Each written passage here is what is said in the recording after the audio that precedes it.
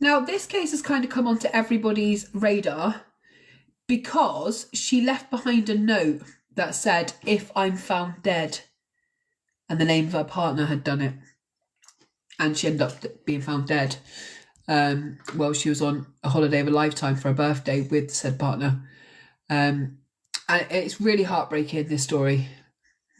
Now, for anyone who is overly triggered, thank you, Claire, by domestic abuse. This may not be the one for you, but obviously most of us here have been through it. And I think I just want people like Kiara to have her voice, because Kiara was literally 23 and she should still be here. It's just so sad. So she's from Dawson Creek, which obviously most of us know through Dawson Creek, the programme. She was from Dawson Creek in British Columbia, and she travelled to a 5-star resort in Mexico to celebrate her birthday. And it should have been a holiday of a lifetime, right? Look at this place. It's a dream resort. And she'd really wanted to travel. She'd made big plans to travel, and she was going to here. Oh, look, I can't even put things straight at the moment. She was travelling to here.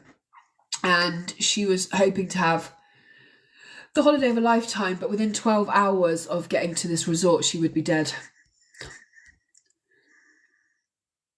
So, and her family is still kind of waiting for justice at the moment. So she had wanted to see the world for as long as anyone could remember. And as a little girl, for one of her birthdays, she had said to her mum, "I just want us all to get passports." Thank you, Lucy. And her mum was like, "Well, we can't afford to go on holiday right now." She's like, "That's not what's important. I just want a passport. I want a passport so the possibility is there." And so her mum got them all passports because it was all she wanted. And have you, Mel? Oh my God, it's beautiful, isn't it? We're talking, I'm going to tell you about the date in a second. I'm going to go into the case. Okay, so I'll tell you exactly when, how old, everything, if you just give me a second. So she absolutely just dreamed of travelling. We're doing the background at the moment of, now it's fine, it's just I normally do the background of who she is, what's going on, then we'll go to the time of everything that's going on.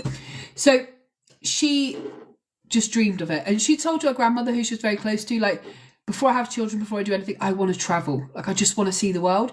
So this was a massive deal to her. This massive deal was going to Mexico to see this beautiful resort and to go snorkeling. That's all she wanted to do. Now, by the time she was 23, that passport was going to get that first stamp, her first holiday.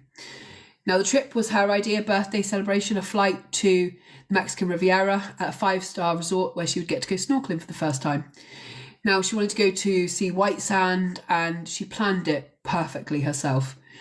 She'd picked where they were staying. She had picked what pool she was going to go to, what beach she was going to go to, who she was going to go snorkeling with, and she talked about it for months. Now, we're going to March of 2023, and her 24th birthday was just around the corner. Now, she was travelling with her boyfriend, Ryan Friesen, and I do have a picture of them here together. And on March the 2nd of 2023, they checked into the Grand Sunset Princess Hotel in Playa del Carmen, a sprawling grand resort south of Cancun. And it was one of those all-inclusive properties, palm trees, infinity pools, white stone architecture. I'm reading this off the website, by the way, because I went on there early to have a look. A bar with ocean views. Guests were told they would never leave the property, that everything they could want was inside the gates of that property. And as soon as they got there, everything was at their fingertips. The private beaches, snorkeling, everything. So in the last video she recorded, Kiara stood on the balcony of their hotel room and she says, "We've just got situated in our room. We're going to get some food and head to the beach." Less than 12 hours later, she'd been dead. Now, just as a little bit of a backstory, because of some of the things that will come up later on. Yes, Miss Sunshine?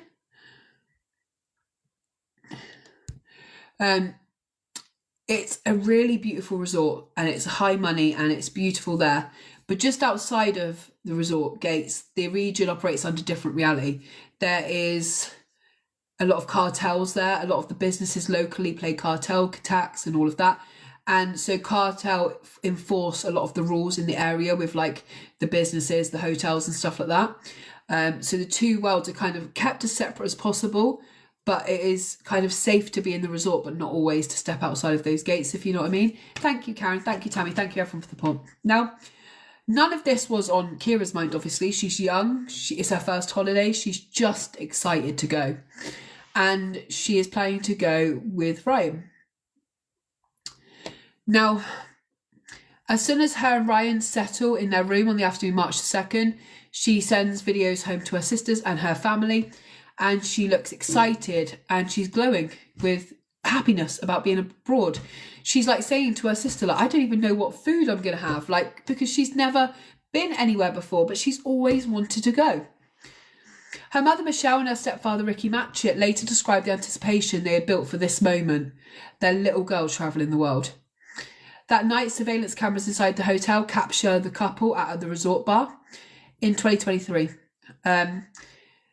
They were drinking together.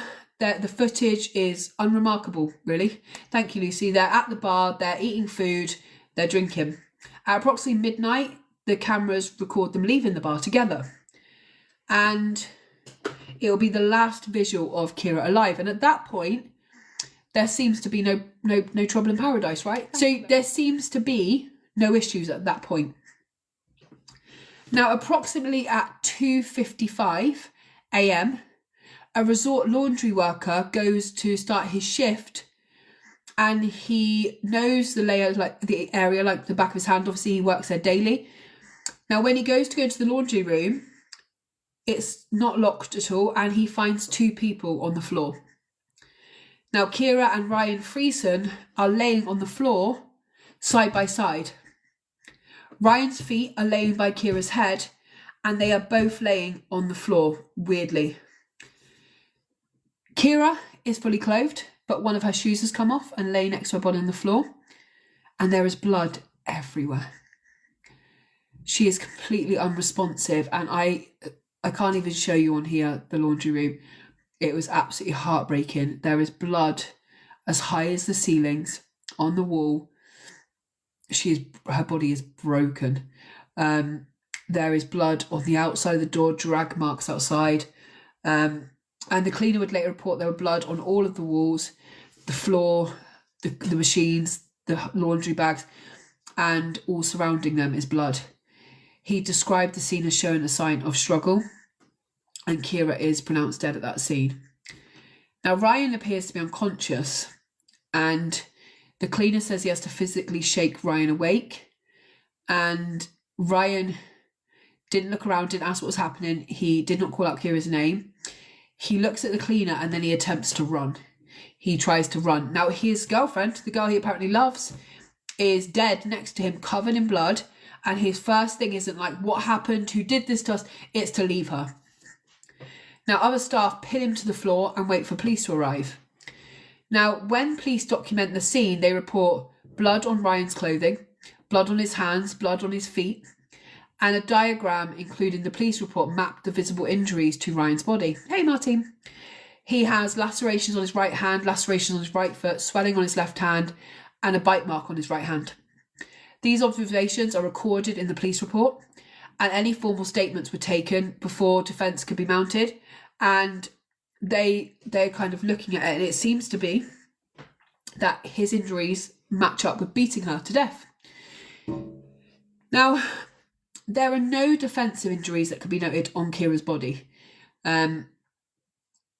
Not the type you would see in a stranger attack where she's like, oh my God, what you did? Hey, Edgy, where you're like trying to fight someone off. It's almost like the person who did it is somebody she was comfortable with or knew not to fight back against.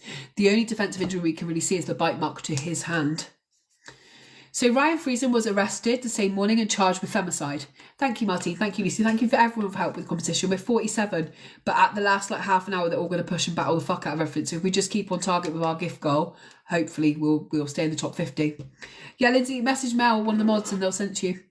So Ryan's arrested and charged with femicide, and any kind of femicide in Mexico, thank you, Martin, is kind of the killing of a female because she's female. So like domestic violence, murders, all of those things, like the killing of somebody because they're in a relationship with someone, all of those things. And femicide often gets a higher prison sentence than murder. In the days and week that followed, Ryan offers his account of what happened. He says after leaving the bar, he and Kiara returned to their hotel room. He said they argued, that he won't say what they argued about, and he says he fell asleep. And he woke up at 2:30. Kiara's missing from the room. Thank you, Naomi. And he says he hears screaming. So he says he starts running, trying to find where the screaming is coming from. Bear in mind, he's just got to this hotel 12 hours early. He doesn't even know the layout, and there's several big buildings of hotels. Somehow he finds the laundry room out of all those buildings. And he said the door was locked when he arrived. So he started banging on the door because he could hear Kiara screaming inside. And he said that Kiara is sat in the middle of the laundry room being violently beaten by 3 or 4 men. And he says this is what he finds, right?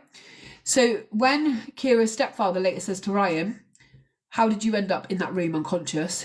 He says, I don't know. The last thing I see is these 3 or 4 men beating Kiara, and I see nothing else. Hey, Soph. And he says, at that point, I don't know what's going on, and I end up unconscious next to her. Hey, Kim. So there are no surveillance cameras in the corridors to see who went to the laundry room at what point. All they know is, thank you, Naomi, thank you, Poppy. All they know is her body is found next to his in like head to tail position. Now, there's no footage of anyone entering or exiting the laundry room, and no one from the hotel amongst the thousands of guests say and this is the hotel again here. And as you can see, right, look how many people are staying here. Each of these buildings house different numbers of people. And this is one big resort. So he apparently, just from screaming, found Kiara in a laundry room, but not one other person in this hotel reports having heard any screaming, seen anything odd, or coming across anything that made them suspicious. No one. Now, investigators then start looking into the background of the relationship, and they start finding Kiara's journal. Now, before Kiara even boarded for the plane, she had been keeping a journal. Now, the journal was heartbreaking, and Kiara wrote very well, and she was very clear on her. Oh, thank you, Lucy, thank you. She wrote very clearly about how she felt and what was happening to her. She wrote details and dates, and one day her journal is absolutely going to make sure that she gets justice, because she wrote beautifully really sad what was going on. Now, one entry described a morning when Ryan came in where they were staying. He comes around her side of the bed, and he's drunk, and he grabs her by the hair, smacks her repeatedly in the face, and she writes in the book, I begged him to stop, but he kept going. He kept getting angrier. She said, when I cried, he mocked me crying, telling me that no one felt sorry for me, no one cared. She wrote he fell asleep afterwards and she left, and the next day he did not remember what he'd done to her. Would you mind if I preach the gospel in here? No, you go ahead. Preach it wherever you want. So he says he blacked out, right? She's covered in bruises at this point, some of her hair's missing, and he then says, you're lying, like I didn't do this to you, you're a freak. Like, he gaslights the fuck out of her. He goes, nah. And he says later on that once her face swells up and stuff, that he finally accepts that maybe he did that while he was drinking. Now, the final lines of this journal, which, by the way, is, thank you, Karen, 45, it's amazing. This journal is one attack after another by him. Now, at the end of the journal, she says, he scares me. If I ever go missing or I'm found dead, Ryan did it. You know it was him. Please don't let him get away with it. Now, these are the final... Hey, Robert, you're right. These are the final words that she writes in a journal. She writes that, she closes the book, and she packs a bag and leaves for Mexico.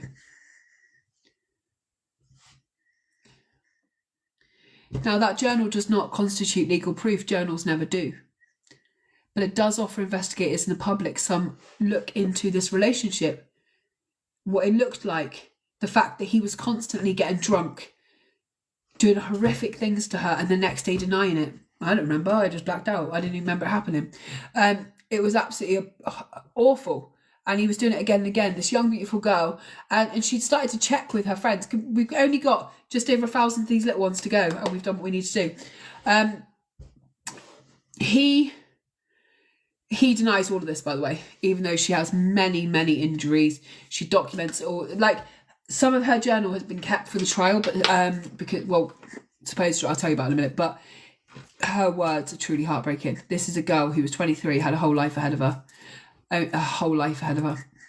So after the trial, sorry. I was trying to get after the trial, so we'll talk about the trial.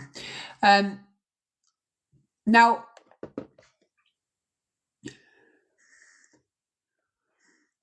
Ryan, thank you guys, thank you so much.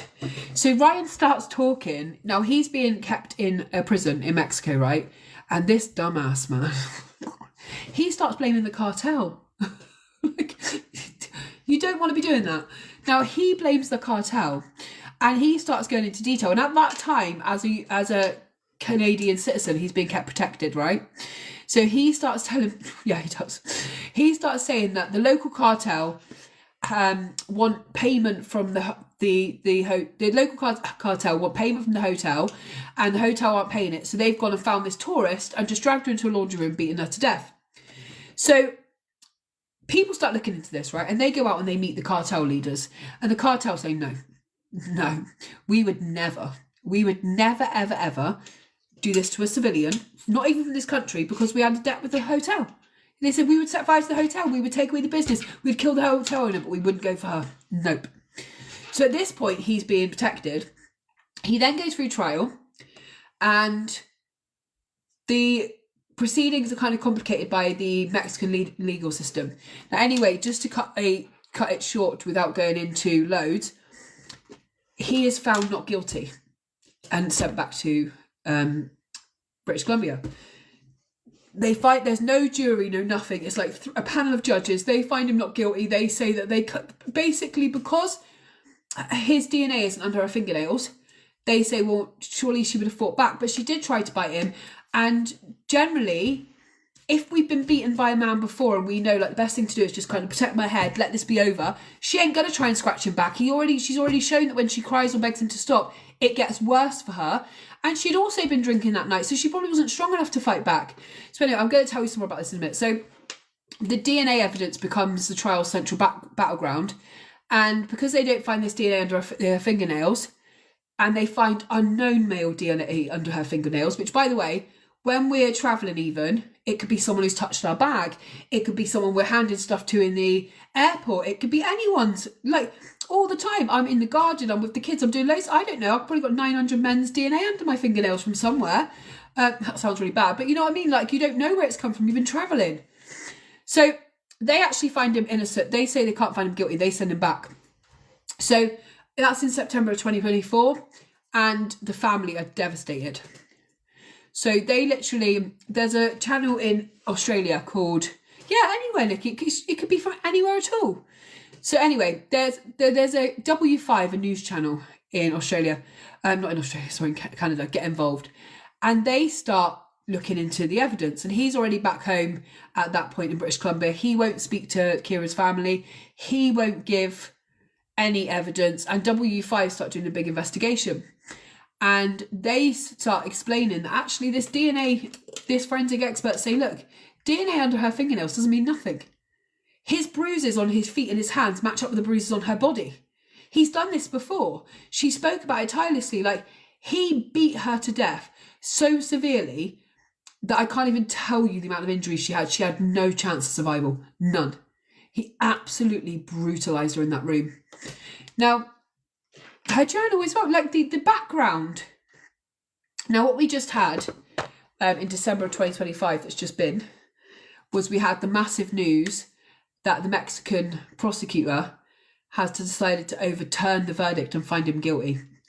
They say they want him back in Mexico and they want him to serve a full sentence for femicide.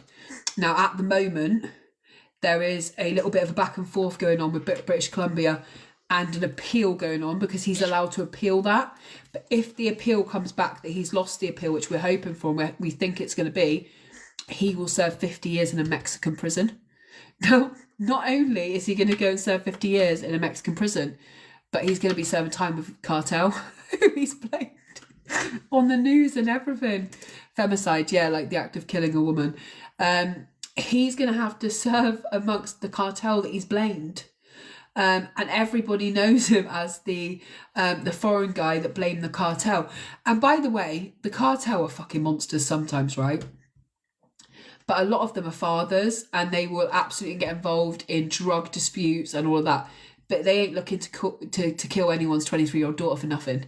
And one of the main cartel bosses they interviewed by W5, he had on a full face mask. You can only see this. He was fucking outraged. He said what? He said what? He said who? And he was like fucking raged. And they were like, after the news, like, well, he just said it was a possibility, you guys. He was like, we did not. And he was raging. And some people wonder if the cartel were part of the reason that some of the reason why the judge has the prosecutor's overturned and is bringing him back. So the announcement reached Kiara's family in a letter from the Global Affairs Canada, which confirmed that Friesen was now considered guilty under Mexican law. Tanya Agnew, who has spent nearly 3 years organising protests for her daughters, said, now we can say that Ryan Friesen officially murdered Kiara. We can say that, and it's powerful in itself because we have been muted and threatened. And now, in our belief, now we don't have to say allegedly or in our belief. That's a very powerful statement. Ryan Friesen's lawyer, Denise Brunsden of Bennett Jones LPP, issued a statement maintaining his innocence and saying he doesn't wish to speak on the matter and that he feels very sorry for Kiara's family. They do have the power to do that, 100%. And do you know what? It was W5 went out there, and once a month in the Mexican courts, they kind of hold an open panel, and all the judges sit there, and all the media and all the people from the local like towns and stuff can come there and just ask them any questions. So you could go there and go, oh, can I ask you a question about this? And W5 went over there and said, can I hand out this picture? She gave them all a picture of Kiara, and she went, why has she not got justice? And they went, oh, we'll overturn it. We'll overturn it. I find him guilty. And I was like, oh. And she said, I've been meaning to look into this because I can't believe they let him go. So he, at the moment, I messaged, I spoke to Kiara's sister yesterday, and this is what she said. So he's free in Canada during the appeal, so he can appeal this kind of sentencing him. And if he loses that appeal, which he's likely he's going to, because the prosecutor's on the side of finding him guilty, he will be taken back to Mexico to face the cartel that he's been blaming for the murder. I've never met such a dick. Like, the last people I'm going to blame for anything is the cartel. To be fair, if the cartel were involved, I'd probably still take the blame. Do you know what I mean? If I was over in Mexico at that particular time, I'm like, okay, I did it. Until I get out of Mexico, when I'm like, it may have been someone else, but I'm still not naming the cartel. I'm not crazy. So there is a massive documentary on this programme that's just really worth watching. This is how I know about this case, why I contacted her sister. So it's on W5 on YouTube, and it's called If I'm Ever Found Dead, which were the last words in the journal of Kiara. So it's on W5, it's called If I'm Ever Found Dead. It's brilliant to watch, and obviously her sister's page is this one here. Justice for Kiara Agnew. This was the last video that she recorded from her hotel room. We just got situated in our room, and we're gonna go get some food and then head to the beach. We just got situated in our room, and we're gonna go get some food and then head to the beach. Within 12 hours of that video, she was dead on the laundry room floor. This is the autopsy of Kiara, right? Now, bear in mind, she was with a partner who she loved. Hiya. She was on the first 12 hours of her first ever holiday, and this is how she was found. She had a brutal assault. She had chipped teeth. All of her teeth were chipped. Both her eyes were black. She had significant damage to her ear and her neck. She had horrific damage to every vital organ. Every vital organ. The violence was so severe that it resulted in her brainstem being detached from her spinal cord. Agnew was found in the laundry room with her boyfriend Ryan located asleep behind her.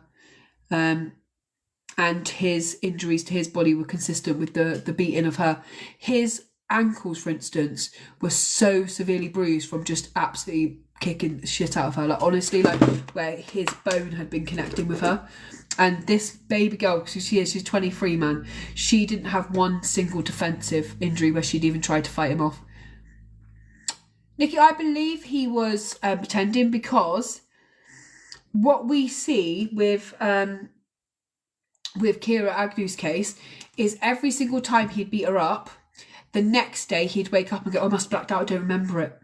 Right? So we see a man who would get drunk, rage, absolutely pull her hair from her head, do horrible things to her, and then say, I don't remember doing it.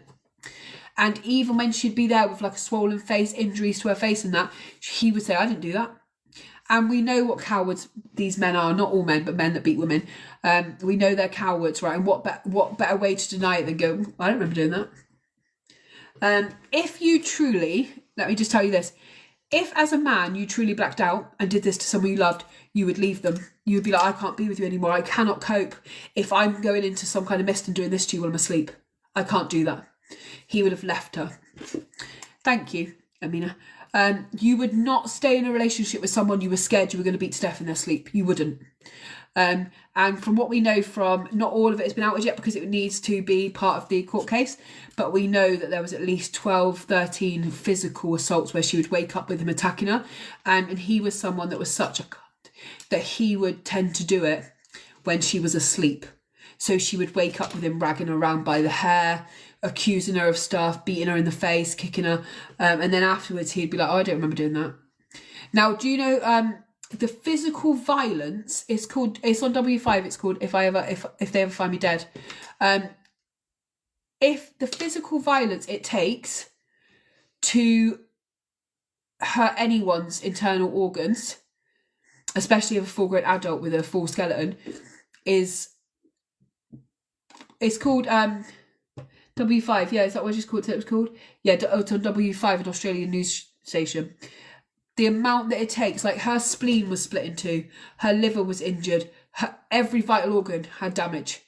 Like that is not even a beating. Oh, she's tiny. She's 23, and this is the bastard that did it to her. And he's just denying it. And he had history of domestic abuse that she didn't know about.